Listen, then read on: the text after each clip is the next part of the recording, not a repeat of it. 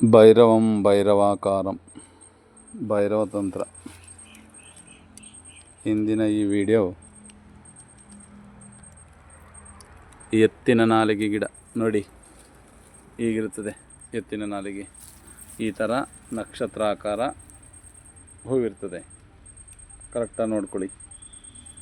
ಈ ಗಿಡ ಹೇಗಿರ್ತದೆ ಅಂದರೆ ಎಲೆಗಳು ಹೀಗಿರ್ತದೆ. ಇದು ಎತ್ತಿನ ನಾಲಿಗೆ ನೋಡ್ಕೊಳ್ಳಿ. ಕಾಯಿನೂ ಸುಧಾ ಪಕ್ವಾಗಿರೋದು ನಕ್ಷತ್ರಾಕಾರನೇ, ಹೂವು ನಕ್ಷತ್ರಾಕಾರನೇ ಬರ್ತದೆ. ಇದು ವಶೀಕರಣ, ವಿದ್ವೇಷಣ, ಉಚ್ಚಾಟನ, ಇವು 3 ಕಾರ್ಯಗಳಿಗೂ ಬರುತ್ತೆ. ಈ ಒಬ್ರಿಗೊಬ್ಬರು ಅವ್ರನ್ನ ಗಂಡನ್ನ ಇವ್ರು ಮಡಿಕೊಂಡು, ಇವ್ರ ಗಂಡನ್ನ ಅವ್ರು ಮಡಿಕೊಂಡಿರುವಂಥವ್ರು ಅವ್ರಿಗೆ ಈ ಸೂಳೆ ಮಿಂಡ್ರು ಅಂತ ಹೇಳ್ತಾರೆ. ಈ ಸೂಳೆ ಮಿಂಡ್ರನ್ನ ದೂರ ಮಾಡೋಕ್ಕೆ ಒಳ್ಳೆ ಉತ್ತಮವಾದ ಮೂಲಿಕೆ ಇದು. ಹಿಂಗಿರ್ತದೆ ನೋಡ್ಕೊಳ್ಳಿ. ಇದನ್ನು ಗುರುಪುಷ್ಯ,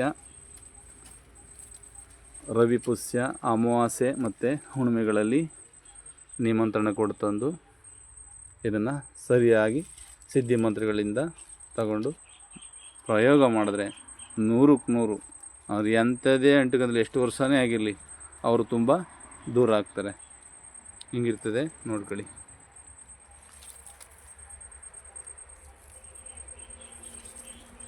ಹಿಂಗಿರುತ್ತೆ ನಕ್ಷತ್ರಾಕಾರ.